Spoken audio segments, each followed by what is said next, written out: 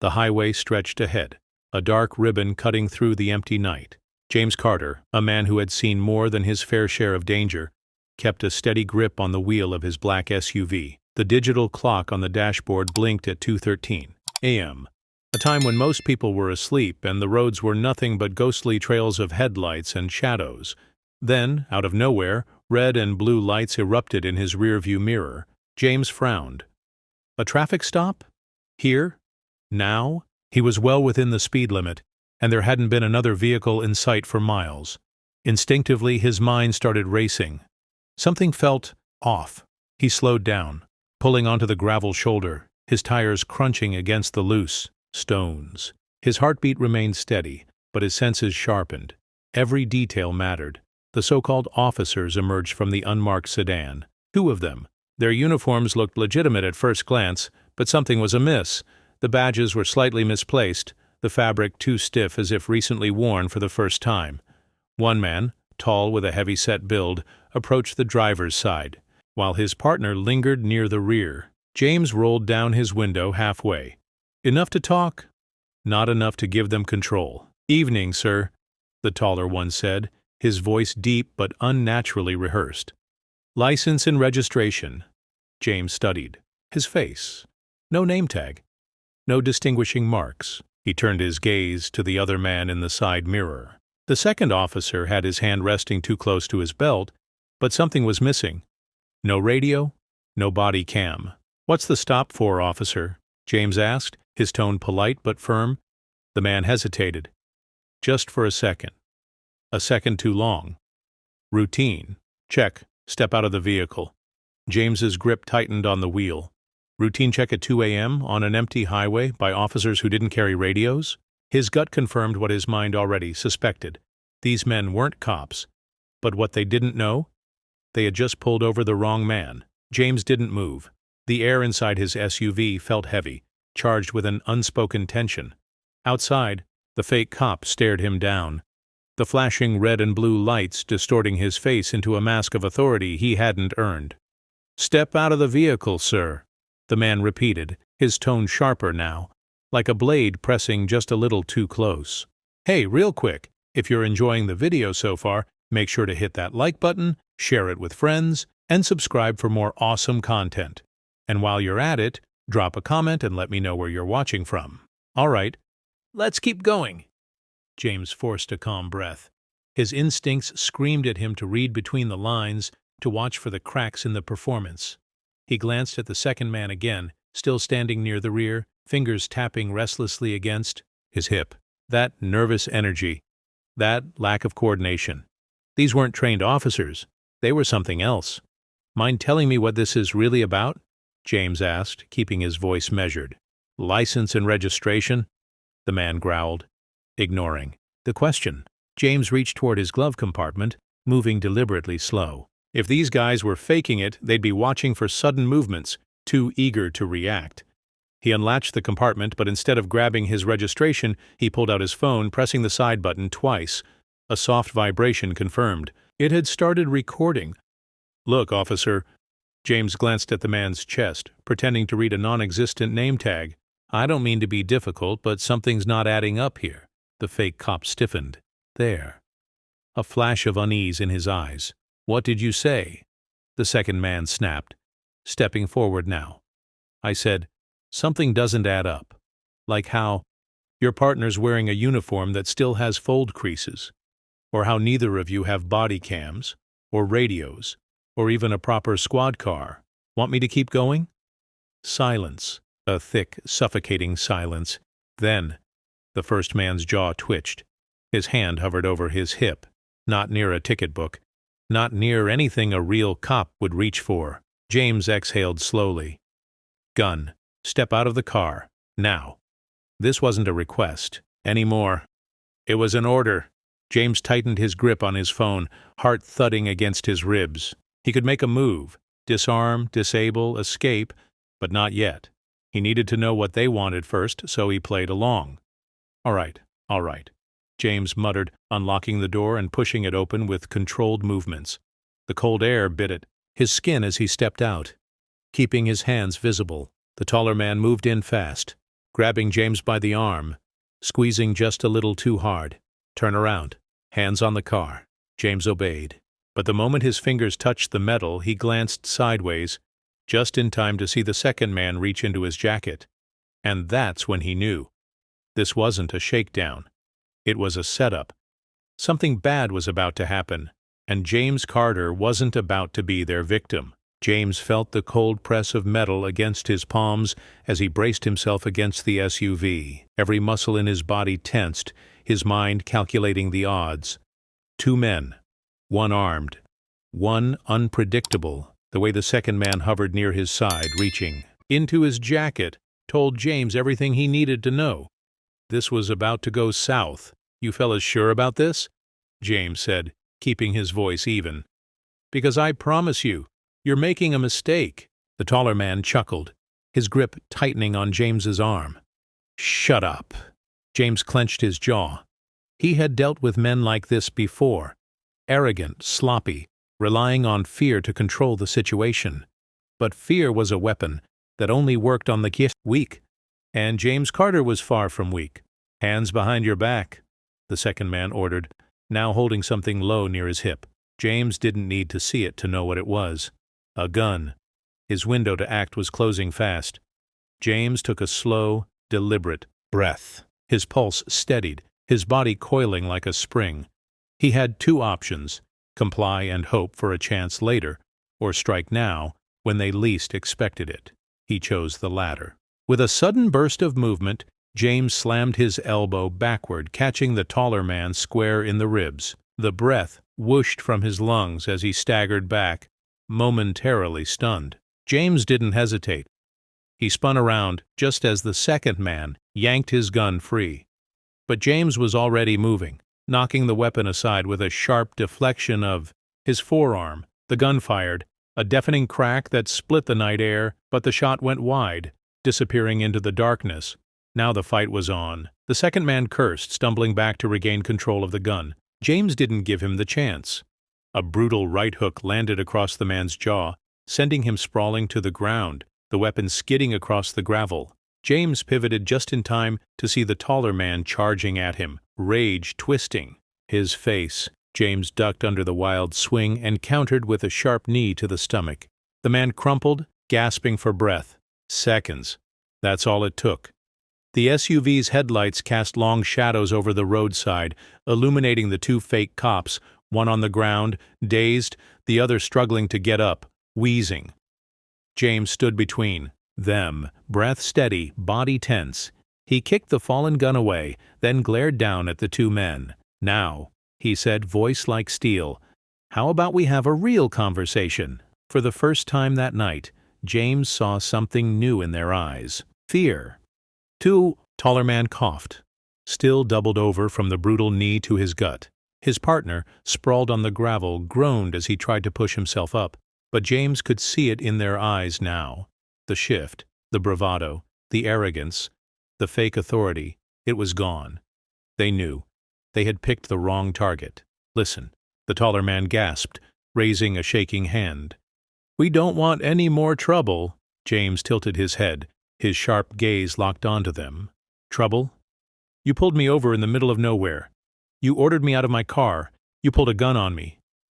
He took a step closer, his voice dropping to something colder, deadlier. "And now, you want to talk?" The second man spat blood onto the, pavement. "You don't understand, man. James cut him off with a short, humorless laugh. "Oh, I understand just fine." His jaw tightened. "I understand that you're not real cops.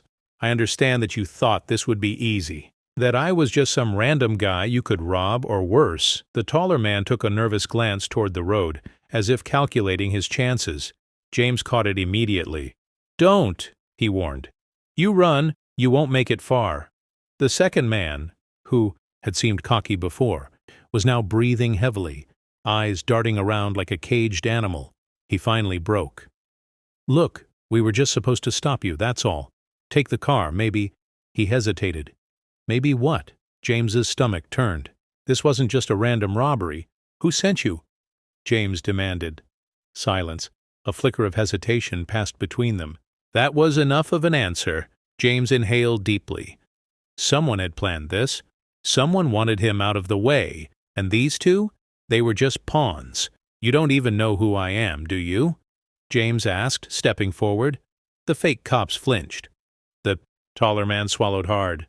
We didn't ask questions, all right? We were just told to stop the car. Make sure you didn't. He shut his mouth, realizing he'd said too much. James's lips curled into something that wasn't quite a smile. Didn't what? No answer. But James could see it. The fear. They had been given a job, but they hadn't been given all the details. They didn't know who he really was. James exhaled, flexing his fists, his mind working fast. He could hear the distant hum of an approaching vehicle, a reminder that time was running out. You have two choices, James said, voice like steel. You tell me everything. Who sent you? What the plan was? Or... He took another step closer, looming over them. I make sure you never try something like this again. The taller man looked ready to talk, but the second one, the one with the blood on his lip and the twitch in his fingers, was already moving. James saw it the moment it happened. A flicker of desperation, a hand jerking toward his ankle, a hidden weapon. James reacted instantly. Bang! The gunshot echoed through the night. For a moment, everything went still. Then, the second man's body swayed, his own bullet wound blooming across his chest. He staggered backward, eyes wide, mouth opening in a silent gasp. Then, he collapsed. James lowered his arm, his own gun still smoking. He hadn't wanted it to end like this. But the moment the man had reached, James knew. It was him or them. The taller man fell to his knees, hands raised. All the fight was gone from him now. Please, he stammered. James exhaled. He should finish this. End the loose ends. But something inside him told him to wait, because this wasn't over. This was just the beginning, and James Carter needed answers. The taller man knelt on the gravel, hands raised in surrender, chest rising and falling in uneven breaths. His partner lay motionless beside him, the crimson stain spreading across his shirt. The distant hum of the approaching vehicle had disappeared, leaving only the crackling of the SUV's engine and the rhythmic pounding of James Carter's heartbeat. The night felt eerily silent, heavy. Please, man, the surviving fake cop stammered, eyes darting between James and the gun still firm in his grip. I didn't sign up for this. He swallowed hard. I just followed orders.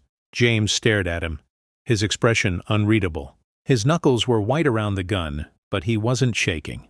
He wasn't rattled, because James Carter had been in situations far worse than this. Who sent you? James asked, voice calm but laced with something colder. The man hesitated. James took a step closer. You just tried to kill me? The least you can do is answer the damn question. The man flinched, his Adam's apple bobbing. I don't know, man. Some guy contacted us through a third party, said it was an easy job. James narrowed his eyes. Easy job. He let out a quiet, humorless chuckle. You really have no idea who I am, do you? The fake cop shook his head frantically. Look, we were just told to stop the car. Keep you here long enough. That's it. James, let that sink in. They hadn't meant to kill him. Not at first. They were stalling him, delaying him for something, or someone. But they hadn't expected a fight. They had no idea they had just pulled over a former covert operative. James exhaled, slowly, lowering the gun slightly. Listen to me carefully, he said, his tone shifting, because I'll only say this once. The man nodded quickly, desperate to stay alive. My name is James Carter. I used to work for an agency that doesn't officially exist. My job was to hunt down threats before they became threats. And I was very good at it. The man's breath hitched. James continued, his voice steady, his words deliberate. But then I walked away. I tried to leave that life behind. Until tonight. He glanced at the body on the ground, then back at the terrified man before him. Until you. A flicker of horror crossed the fake cop's face as the weight of the situation finally hit him. They had been sent after a man who was trained to dismantle people like them, and they had failed. Oh, God, the man whispered. James crouched in front of him, eyes sharp, unreadable. Now, one last time. Who sent you? The man licked his lips, desperation seeping into his voice. I swear I don't know his real name. He just called himself Locke. That's all I got, I swear. James filed the name away in his mind. Locke. He didn't recognize it, but that didn't mean anything. Someone wanted him out of the way tonight. The question was, why? James stood up, exhaling. He had his answers for now. But one thing was certain. Whoever Locke was, he'd made a deadly mistake, and James Carter was about to remind the world why he was once the most dangerous man alive, the fake cop. Now, nothing more than a desperate man on his knees, stared up at James, his breath coming in short, panicked bursts. The weight of his mistake had fully set in. He had been sent to stop a man, a target, but not just any target. James Carter, a name whispered in intelligence circles, a ghost from the past, a man whose enemies didn't get second chances. James holstered his gun, not out of mercy, but because he didn't need it anymore. Fear had already done the work for him. Locke, James repeated, letting the name roll off his tongue. His mind worked fast, scanning through memories, old operations, and names from his past. Nothing, but it didn't matter. He'd find out soon enough. The man nodded quickly. That's all I know. I swear. James crouched down, leveling his gaze. That's not good enough. I want details. James cut him off, his voice like steel. How were you contacted? When? What was the exact order? The man swallowed hard, sweat beading at his forehead despite the cool night air. A week ago? A burner phone? No caller ID? Just instructions to be on this road at this time. Said a black SUV would pass through and we needed to stop it, no matter what. James narrowed his eyes. And then? That's it. No reason. No payout details. Just a promise that if we did this job right, there'd be more coming. James exhaled. Slowly. Locke had expected them to succeed, and that meant Locke had underestimated him. Badly. A mistake James fully intended to make him regret. James stood up, towering over the man. You said you were supposed to keep me here long enough. For what? The man hesitated. James tilted his head. That wasn't a rhetorical question. He hesitated again. Then, finally, he broke. I don't know exactly, but there was a second team. Not us. Different guys. We weren't supposed to see them. Just keep you stalled until they arrived. James felt something cold settle in his chest. And where are they? Now? He asked, scanning the road. The man shook his head. I don't know. Maybe they backed off when they heard the gunfire. Maybe they're watching right now. James glanced toward the darkness beyond the roadside. The empty stretch of highway suddenly didn't feel so empty anymore. Someone was still out there, and they had a reason to wait. James turned back to the man, his mind made up. Here's what's going to happen. You're going to call whoever gave you this job. You're going to tell them it's done, that I'm neutralized. The man's eyes widened in horror. If they find out I failed, I'm dead. James leaned in slightly. You think you're not already? The man shut his mouth. James pulled the burner phone from the fallen fake cop's pocket. He turned it over in his hands, then tossed it at the survivor. Call them. Now. Hands shaking, the man obeyed. He pressed the number with trembling fingers, then held the phone to his ear. James could hear the faint click of a connection. A pause, then a voice on the other end. Report. The man hesitated, his throat bobbing. James took a slow step closer, reminding him of the consequences if he got this wrong. It's done, the man said, voice barely steady. The target's down. Silence. James felt the weight of the moment stretch thin, like a wire pulled tight. Then, good, hold your position. We'll confirm shortly. The line went dead. James and the man exchanged a look. They're coming, the fake cop whispered. James cracked his knuckles, his expression unreadable. Yeah, he said, eyes glinting. And this time, I'll be ready. The night was no longer silent. James could hear the low rumble of engines in the distance. Multiple vehicles, closing in fast. Whoever had sent these fake cops hadn't backed off. They were coming to finish what the first team couldn't. James stood in the middle of the highway, his breath steady, his pulse calm despite the storm brewing around him.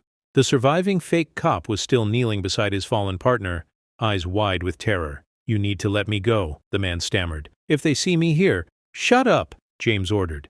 His gaze locked on the approaching headlights piercing through the darkness. He counted 3 vehicles, SUVs, heavily tinted. Not cops, not civilians. A hit squad. James had been in this position before. Outnumbered, outgunned. But there was one thing he had that they didn't: experience. He reached into his SUV, pulling out the weapon he had stored under the seat, a compact Sig Sauer P320, fully loaded. He checked the magazine with a practiced motion before snapping it back into place. The first SUV screeched to a halt, its tires kicking up dust and gravel. The doors flew open, 4 men stepped out, dark clothing, tactical vests, armed. One of them, a man with a shaved head and a scar running down his cheek, took a step forward, his eyes scanning the scene. His gaze landed on the fake cop still kneeling, on the ground. His lip curled in disgust. "Pathetic," he muttered, then turned to James. "I assume you're Carter." James didn't answer. He didn't need to. The way he stood, the way he didn't flinch, said enough. The scarred man smirked. "You should have stayed dead." James tilted his head. "Funny, I was just about to say the same to you." The scarred man's smirk faded. "Take him." Everything exploded into motion. James moved first, a sharp pivot, 2 quick shots, both clean. The first bullet found its mark in the knee of the closest gunman. He screamed, crumbling to the ground. The second bullet slammed into the shoulder of another, sending him spinning backward. The remaining 2 men retaliated. Gunfire erupted, the sharp cracks of suppressed rounds slicing through the night. James ducked, rolling behind his SUV as bullets pinged against the metal. He peeked out just as one of the gunmen advanced. James fired, a single calculated shot straight through the man's chest. He dropped instantly. 3 down, 1 left. James shifted his sights to the scarred man, but he was already moving. A blur of motion, a flash of steel, a knife. James barely dodged in time, the blade slicing the air where his throat had been a second ago. He countered with a swift, brutal elbow to the jaw, sending the man stumbling back. The scarred man spat blood, grinning. "Not bad." James didn't respond. He just attacked. A sharp kick to the ribs, a disarming twist. The knife clattered to the ground. The scarred man swung wildly, but James caught his wrist, twisting hard until bones cracked. A scream tore through the air. James grabbed the man by the collar, slamming him against the SUV. "Who sent you?" James growled, pressing his forearm against the man's throat. The scarred man grinned despite the pain. "You already know the answer." James's eyes darkened. "Locke?" The man chuckled, and that's when James saw his hand twitching toward something on his vest. James acted on instinct. One last gunshot rang out. The scarred man's body went limp, his fingers inches away from the grenade strapped to his chest. James exhaled, stepping back. The highway was silent again, except this time, James wasn't the hunted. He was the hunter. And Locke was next. The silence after the storm was deafening. James stood over the lifeless body of the scarred man, the final echoes of gunfire still ringing in his ears. The cold night air wrapped around him, filled with the scent of burnt gunpowder and blood. The highway, once just a lonely stretch of asphalt, had become a battlefield, and James Carter was the last man standing, the lone surviving fake cop, still knelt on the gravel, staring at the bodies of the men who had come to clean up their mess. His hands were trembling. He didn't dare look up at James. "Please," he whispered, "I told you everything. Just let me go." James considered him for a long moment. The man was a coward. He had always been a coward. He had gone along with the job, willing to pull a gun on an innocent man for a payday, but he had also broken under pressure, given up his employer's name, and made the fatal mistake of thinking James was just another victim. Letting him go wasn't about mercy. It was about sending a message. James crouched beside him, lowering his voice to something cold, something final. "You go back to Locke. You tell him exactly what happened here tonight. And you tell him—" James leaned in, letting the weight of his next words settle. "I'm coming for him." The man's head bobbed in frantic agreement, too afraid to argue. "Get lost," James ordered. The fake cop didn't need to be told twice. He scrambled to his feet and ran, disappearing into the darkness like a rat escaping. A sinking ship. James exhaled. rolling his shoulders. The adrenaline was wearing off, leaving behind the dull ache of bruises and exhaustion. But there was no time to rest. Not yet. He turned to the bodies. 4 dead men. No identification. No connection to any law enforcement. Whoever Locke was, he had covered his tracks well. But there was always a trail. Always a weakness. James had spent years hunting men like Locke, men who operated in the shadows, pulling strings while letting others take the fall, and he knew exactly how to smoke them out. He walked over to one of the SUVs, checking the glove compartment. Burner phones, maps, coordinates. James took what he needed, pocketing the phone before stepping back. Then, in a swift, calculated move, he pulled out a small metal lighter from his pocket.